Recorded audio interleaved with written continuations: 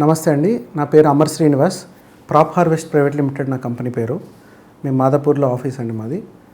So మేము last 15 ఇయర్స్గా real ఎస్టేట్లో land and industrial transactions, investment transactions, commercial office space lease and sale both options, and retail leasing అంటే ground floor shops, retail అవుట్లెట్స్లో ఉన్నవి, మాల్స్లో ఉన్న వాటికి retail lease, and premium residential projects అంటే 4 bedroom 5 bedroom 3000 square feet నుంచి 5000 10,000 square feet వరకు ఉన్న apartments and villas.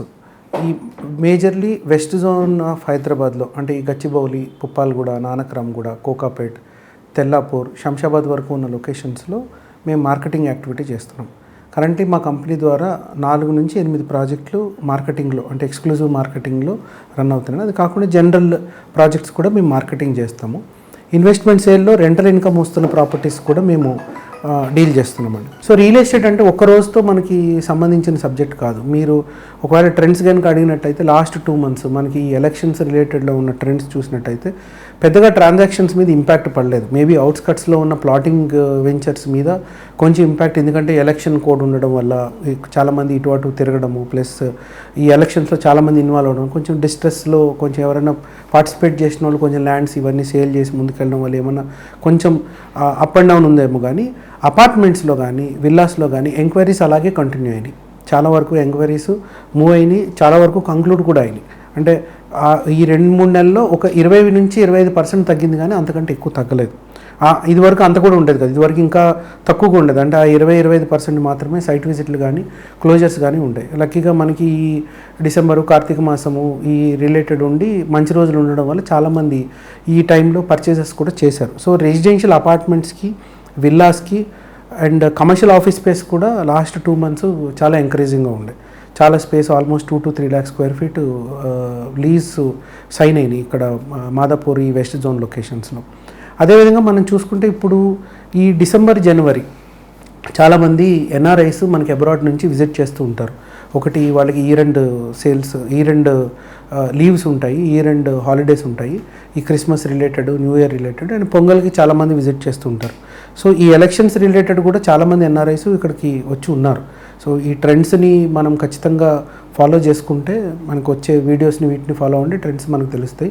ఈ 2 monthsలో ఈ డిసెంబర్, జనవరి మంత్స్లో చాలా వరకు ఎన్ఆర్ఐస్ మనకి సైట్ విజిట్స్ కంక్లూడ్ అవుతాయి. అంటే అక్కడ నుంచి ఉండి ఇప్పటి వరకు రీసెర్చ్ చేసుకుని ఏ లొకేషన్లో బాగుంటుంది, ఏ ప్రాజెక్ట్ అయితే బాగుంటుంది ఇవన్నీ చేసుకుంటారు. కాబట్టి ఇప్పుడు మనకి ఇంకా ప్రమోషన్ యాక్టివిటీస్ చేసుకుంటే వాళ్ళు మల్టిపుల్ ప్రాజెక్ట్స్ చూసి ఆ ప్రాజెక్ట్స్లో ఇన్వెస్ట్ చేసే అవకాశం ఎక్కువగా ఉంటుంది. సో జనవరి వరకు మీరు డెఫినెట్గా మంచి సేల్స్ని ఎక్స్పెక్ట్ చేయొచ్చు. హాలిడేస్ ఉంటాయి, డెఫినెట్గా హాలిడేస్ ఉంటేనే రియల్ ఎస్టేట్కి మనకి ఎక్కువ కన్వర్షన్స్ అండ్ ఎక్కువ సైట్ విజిట్స్ జరుగుతూ ఉంటాయి. సో ఈ 2 months మనం డెఫినెట్గా ఒక మంచి ఇంప్రూవ్మెంట్ అయితే ఎక్స్పెక్ట్ చేయొచ్చు. అంటే ఒక స్టేబుల్ గవర్నమెంట్ వచ్చింది, ప్లస్ పాలసీస్ బాగుంటాయి, కాంగ్రెస్ గవర్నమెంట్ వచ్చింది అండ్ రియల్ ఎస్టేట్ పరంగా ముందు తీసుకెళ్లే అగ్రెసివ్ లీడర్షిప్ వచ్చిందని మాత్రమే ఉంటుంది. కాబట్టి మనం ఈ ఇన్వెస్ట్మెంట్ లొకేషన్స్ ఏవైతే ఎవరికి వాళ్ళు సెలెక్ట్ చేసుకోవచ్చు. అంటే ఒక్కొక్కరికి ఒక్కొక్క టేస్ట్ ఉంటుంది. సో కొంతమంది విజయవాడ రోడ్డు అండ్ ఈ ఈస్ట్ జోన్ ఆఫ్ హైదరాబాదు ఎక్కువ డెవలప్ చేయొచ్చు అని చెప్పేసి అని పర్సెప్షన్ ఇప్పుడు నడుస్తుంది.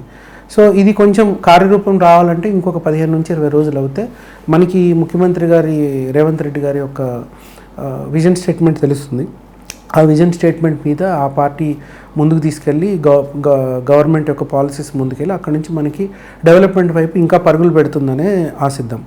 చాలామంది ఈ రియల్ ఎస్టేట్ పరంగా ఏమంటున్నారంటే కాంగ్రెస్ గవర్నమెంట్ వచ్చింది, బెంగళూరు మార్కెట్ బాగుంటుందా, లేకపోతే మళ్ళీ హైదరాబాద్ మార్కెట్ బాగుంటుందా, లేదా మళ్ళీ ఇంకొక 2-3 నెలల్లో మనకి ఎలక్షన్స్, అక్కడ జనరల్ ఎలక్షన్స్ వస్తున్నాయి, ఏపీలో కూడా ఎలక్షన్స్ వస్తాయి అని చెప్పారు. ఇప్పుడు నేను ఈ మాధ్యమం ద్వారా మీకు చెప్పదలుచుకుంది ఏంటంటే ఏమి ఒడిదుడుకులు వచ్చినా కూడా రియల్ ఎస్టేట్ ప్రతి చోట బాగుంటుంది. సో మనకి తెలంగాణ గవర్నమెంట్ ఫామ్ అయిన తర్వాత కొంచెం బెంగళూరులో మార్కెట్ తగ్గిందన్నారు, కానీ లేదు, గవర్నమెంట్ అక్కడ మారినప్పుడు కొంచెం ఆ 2-3 నెలలు టర్బులెన్స్ ఉన్న తర్వాత మళ్ళీ స్టేబుల్ అయ్యి మళ్ళీ ఇప్పటికి కూడా ఈ రోజు కూడా Bengaluru is the top leasing for commercial office space. అంటే ఎక్కువ కమర్షియల్ ఆఫీస్ స్పేస్ లీజింగ్ అవుతుంటే ఎక్కువ మంది ఎంప్లాయీస్ వస్తున్నట్టు లెక్క. ఎక్కువ మంది ఎంప్లాయీస్ వస్తుంటే ఖచ్చితంగా వాళ్ళకి కావాల్సిన రియల్ ఎస్టేట్ పరంగా ఇన్వెస్ట్మెంట్, రొటేషన్, హౌసింగ్ కూడా ఇంప్రూవ్ అవుతుంది. అదేవిధంగా ఆ స్టేట్ ఇంప్రూవ్ అవుతుంది, మన స్టేట్ కూడా ఇంప్రూవ్ అవుతుంది. సో ఈ ఎలక్షన్స్ మళ్ళీ జనరల్ ఎలక్షన్స్ రావడానికి మనకు ఖచ్చితంగా ఇక్కడ నుంచి 3 నెలలు ఉన్నాయి. బట్ డిసెంబర్, జనవరి, ఫిబ్రవరి ఈ 3 నెలల్లో కూడా ఎన్ఆర్ఐస్ విజిట్ ఎక్కువ ఉంటుంది. ప్లస్ ఇక్కడ స్టేబుల్ గవర్నమెంట్ వచ్చింది. ఈ లాస్ట్ 1-2 మంత్స్లో ఎవరైనా డెసిషన్ తీసుకునేది పెండింగ్ ఉన్నాయి, ఆ డెసిషన్కి ముందుకు పోయి కంప్లీట్ చేసుకుంటారు, ట్రాన్సాక్షన్స్ ఫ్లో అవుతాయి. మనకి డెఫినెట్గా హైదరాబాద్ రియల్ ఎస్టేట్కి డోకా ఉండదు. సో ఈ విధంగా చూసుకుంటే జోన్స్ పరంగా మీరు ఏం సెలెక్ట్ చేసుకోవాలనేది వచ్చే నెక్స్ట్ వీడియోలో మీకు నేను క్లియర్గా ఎక్స్ప్లెయిన్ చేస్తాను. Thank you.